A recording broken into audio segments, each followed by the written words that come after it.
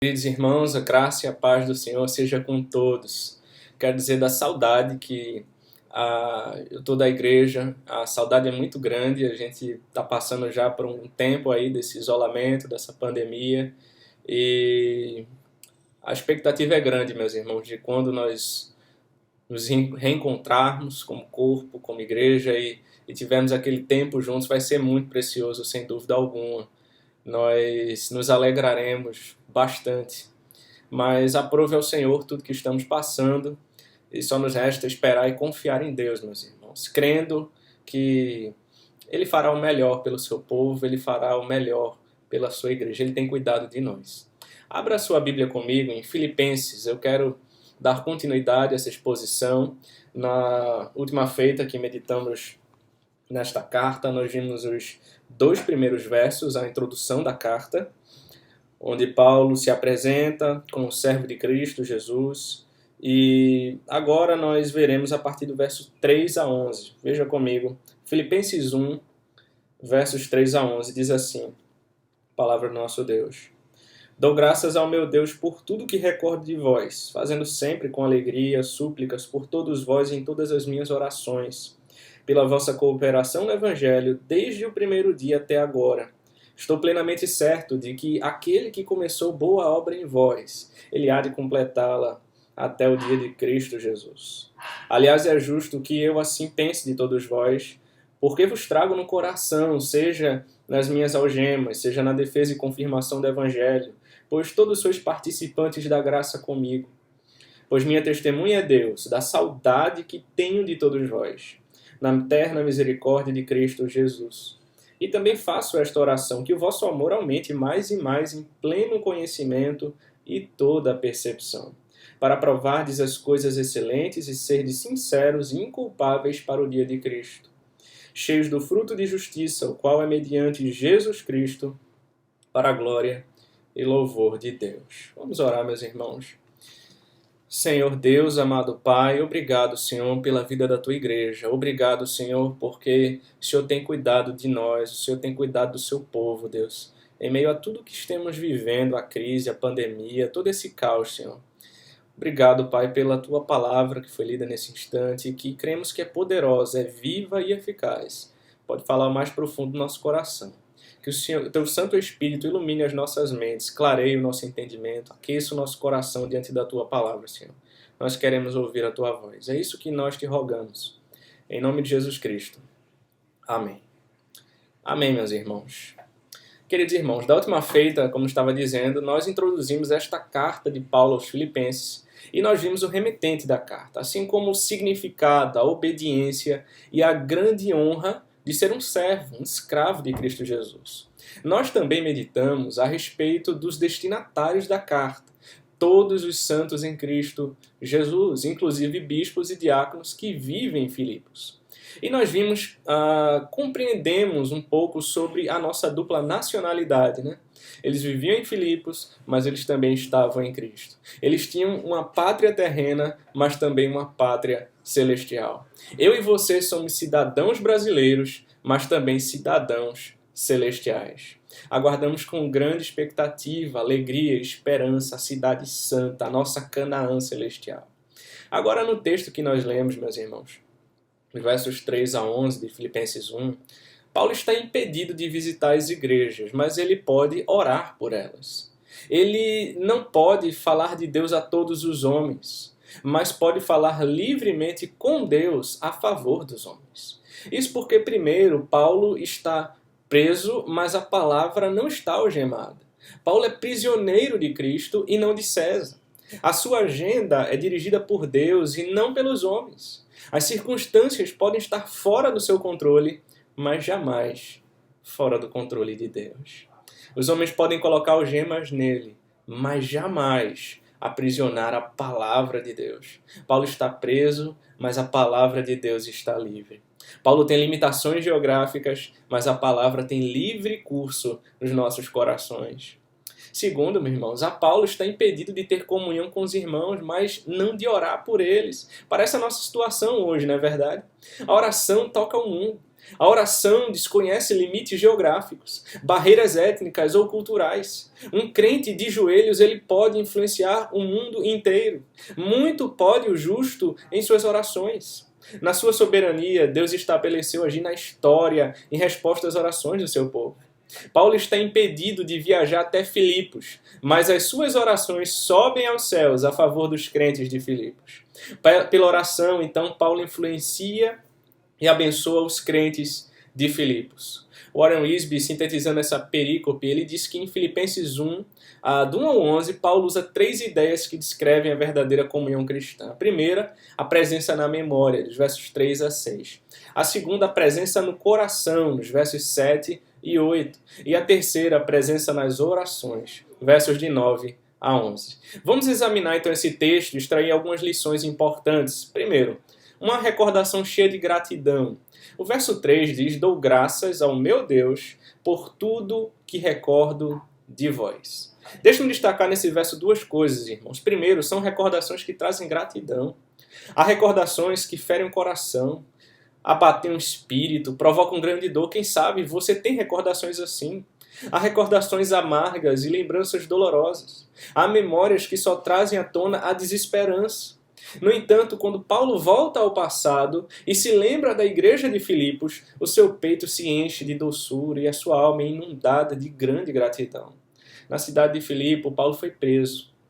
Ele foi açoitado ilegalmente com varas. Ele foi jogado num calabouço. Ele foi colocado no tronco, humilhado diante do povo. Contudo, nessa mesma cidade, Paulo plantou uma igreja que foi a coroa de sua alegria, diz em Filipenses 4:1. Nessa cidade, Paulo organizou uma igreja que se tornou a maior parceira do seu ministério. A igreja de Filipos sustentou em Tessalônica, ele diz isso no capítulo 4, versos 15 e 16. Também sustentou em Corinto, 2 Coríntios 11:9. E em Roma, Filipenses 4, verso 18. Bruce Barton diz que a igreja de Filipos trouxe a Paulo muita alegria e pouca dor. Segundo, são recordações que produzem glória ao nome de Deus. Por isso que ele diz: dou graças ao meu Deus. Veja, Paulo não está grato apenas pelo que recorda, mas glorifica a Deus por tudo aquilo que vem à sua memória. Ele diz: dou graças ao meu Deus por tudo que recordo de vós. A experiência horizontal com os irmãos desemboca em uma doxologia vertical com Deus. Não há nenhum fato vivido na igreja, irmãos, que arranque lágrimas de tristeza no apóstolo. Ao contrário, tudo que ele traz à sua memória o conduz a um efusivo cântico de louvor a Deus. Certamente Paulo lembra-se de como abriu o coração, de como Deus abriu o coração de Lídia para ela crer, diz lá em Atos, e como depois abriu o seu lar para acolher os obreiros. Certamente vem à mente de Paulo como Deus abriu as portas da prisão em Filipos, onde ele e Silas estavam encarcerados, e como carcereiro abriu as portas da sua casa para cuidar dele e de Silas. Em Filipos, Paulo viu a mão poderosa de Deus trabalhando na igreja e por intermédio dela. Mas vejamos também, em segundo lugar, irmãos, uma intercessão cheia de alegria. O verso 4 diz: fazendo sempre com alegria súplicas por todos vós em todas as minhas orações. E destacamos aqui 4 características dessa intercessão. Primeiro, é uma intercessão contínua, fazendo sempre. Paulo é um obreiro incansável. Ele vive intensamente tudo quanto faz. Ele está preso, mas o seu coração está focado não em si ou em suas necessidades, mas na vida e nas necessidades de outras pessoas. Ele não ora esporadicamente, mas sem cessar, sempre, em todo o tempo. Esse veterano anda antenado com o céu. Ele tem o seu coração voltado para Deus e para a sua igreja. As palavras fazendo sempre com súplicas, veja, estão no tempo presente no grego, significando que Paulo orava por eles continuamente. Paulo plantou igrejas e continuou a orar por elas durante todo o seu ministério. Ralph Martin disse que enquanto os filipenses lembraram-se de Paulo em suas necessidades, Paulo se lembrou deles em suas orações. Segundo, irmãos, uma intercessão abrangente.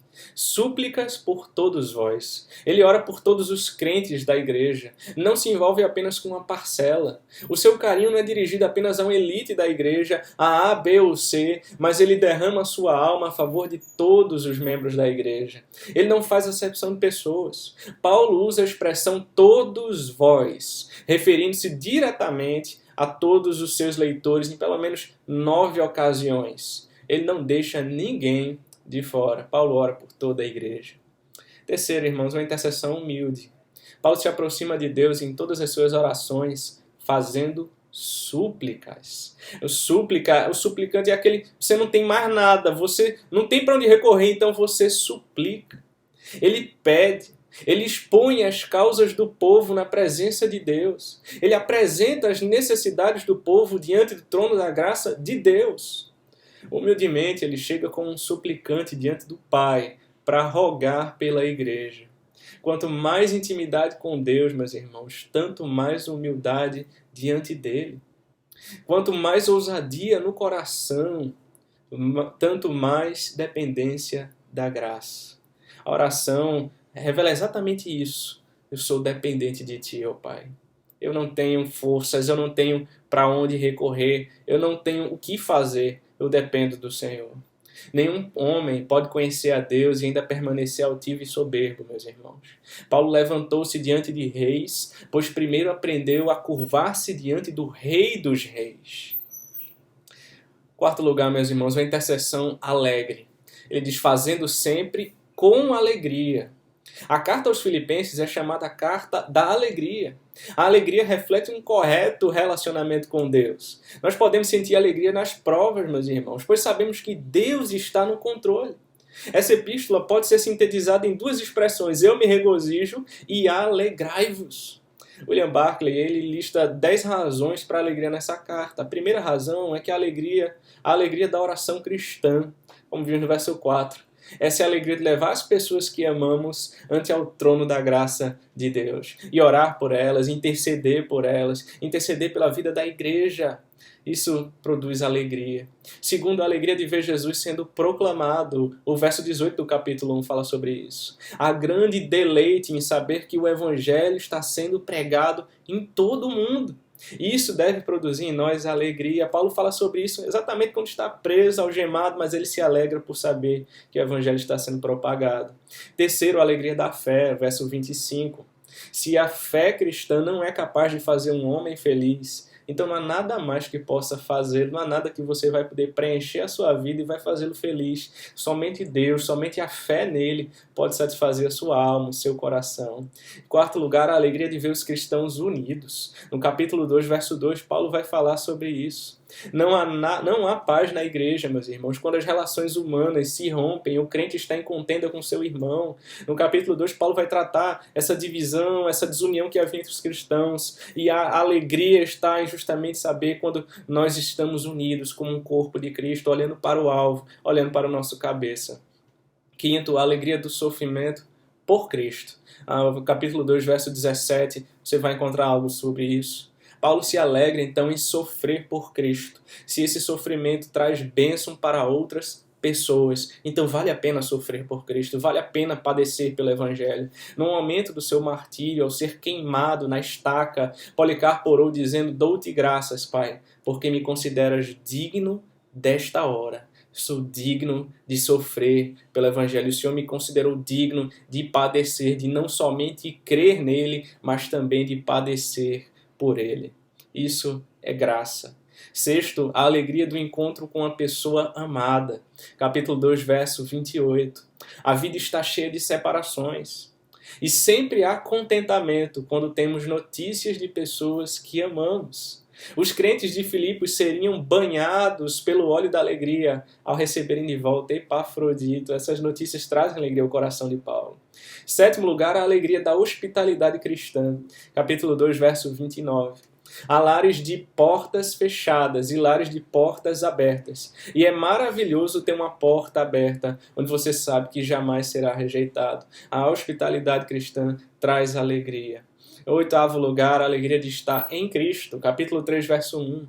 Estar em Cristo é viver em sua presença como pássaro no ar, como peixe na água e como as raízes da árvore na terra. Não há como dissociar essas coisas. Estar em Cristo nos traz alegria abundante e eterna. Em nono lugar, a alegria de ter ganhado uma alma para Cristo. Filipenses 4:1.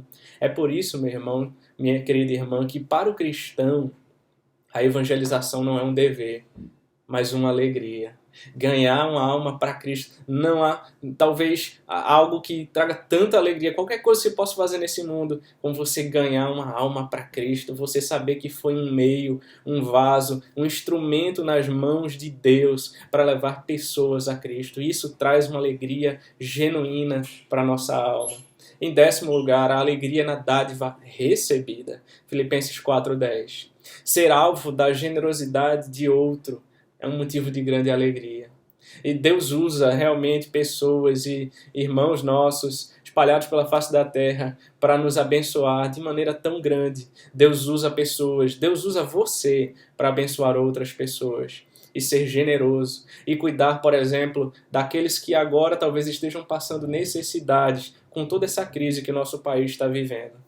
Então isso nos traz alegria, meus irmãos. São estas então as 10 razões para a alegria evidenciadas pelo apóstolo nessa carta.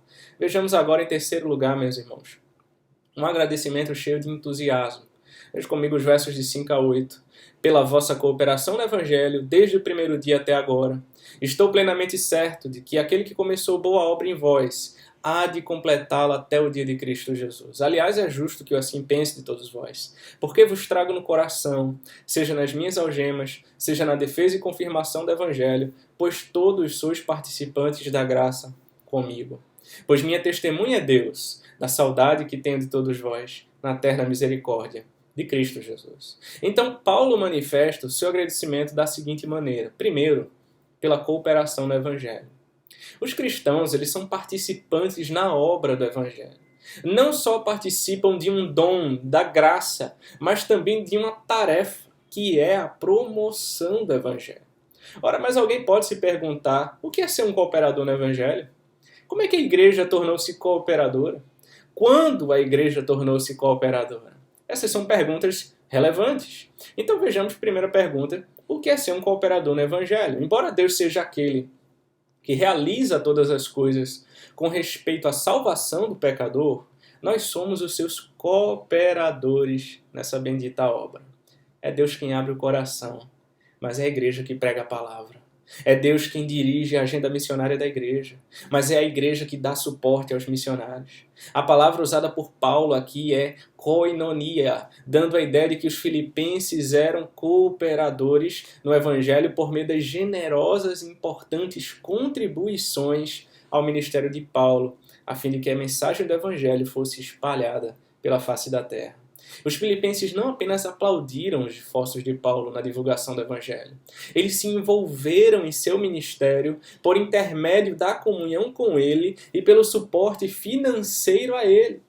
Ralph Martin esclarece que koinonia em Paulo nunca se refere a um jugo que une os cristãos, mas a participação em um assunto, isenta de experiência subjetiva, mas uma realidade objetiva, como ele a denomina. Os filipenses, repetidamente, eles mostraram interesse pelo Evangelho, por meio de sua contínua ajuda a Paulo. A segunda pergunta, irmãos, é como é que a igreja tornou-se cooperadora no Evangelho?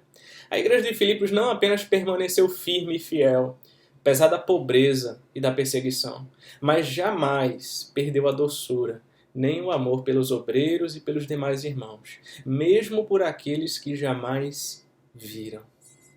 Terceira pergunta, quando a igreja tornou-se cooperadora no Evangelho? Paulo diz no verso 5, desde o primeiro dia até agora. A igreja acolheu Paulo no seu início, por intermédio da casa de Lídia.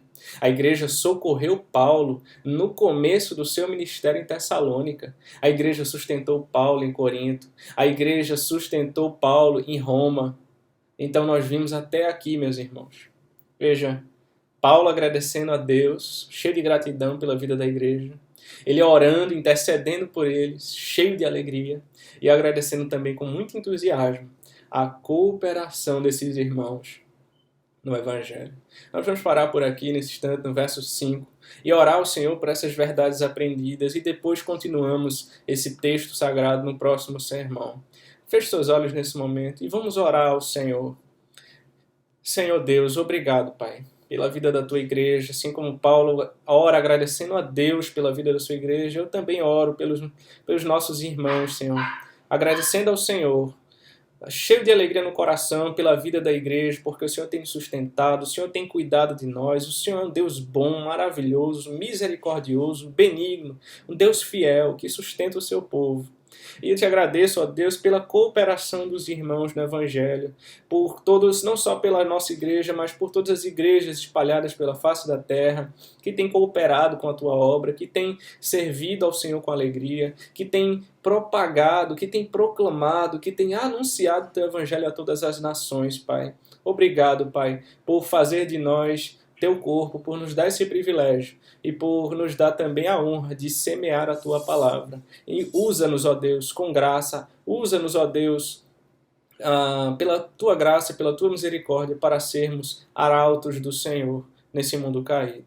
Em nome de Jesus, Pai, é o que nós te oramos. E que a graça e a paz do nosso Senhor Jesus Cristo, o amor de Deus o Pai e as ternas consolações do Espírito sejam convosco. E convosco permaneçam, queridos irmãos. Em nome de Jesus Cristo. Amém. Amém.